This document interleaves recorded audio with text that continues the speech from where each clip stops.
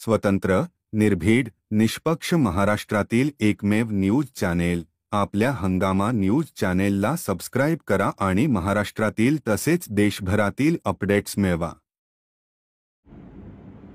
जतमध्ये आज जी घटना घडलेली आहे त्या घटनेचा मी तीव्र शब्दामध्ये जाहीर निषेध करतो। ज्या एपीआयनं हा प्रकार केलेला आहे त्या एपीआयला सुतासारखा सरळ करण्याची व्यवस्था केली जाईल। प्रतापगडाच्या पायथ्याशी छत्रपती शिवाजी महाराजांनी अफजल खानाचा कोतळा काढला हा इतिहास 4थीच्या पाठ्यपुस्तकामध्ये आहे। मग हे एपीआय महोदय 4थीच्या पाठ्यपुस्तक फाडून टाकणार आहेत का? या महाराष्ट्रातला धारकरी आणि या महाराष्ट्रातला वारकरी यांच्या हृदयामध्ये छत्रपती शिवाजी महाराजांचा इतिहास आहे। त्यांना हृदयामध्ये स्थान आहे। त्यांना हृदयामधून तुम्ही बाजूला हटवणार आहात का?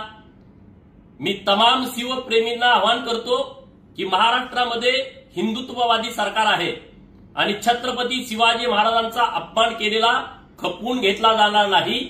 ज्या एपीआयनं हा उद्योग केलेला आहे त्याच्यावरती निश्चितपणे कारवाई होईल। मी राज्याचे मुख्यमंत्री माननीय देवेंद्र फडणवीस साहेबांच्या कानावरती ही गोष्ट घातलेली आहे। सांगली जिल्ह्याचे एसपी साहेब यांच्याशी सविस्तर बोललेलो आहे आणि त्यामुळं तुम्ही या सगळ्या गोष्टीचा संयम बाळगावा। ज्या एपीआयनं हे कृत्य केलेलं आहे त्याच्या पाठीमागे कोणी राजकीय शक्ती आहे का याची सुद्धा चौकशी झाली पाहिजे।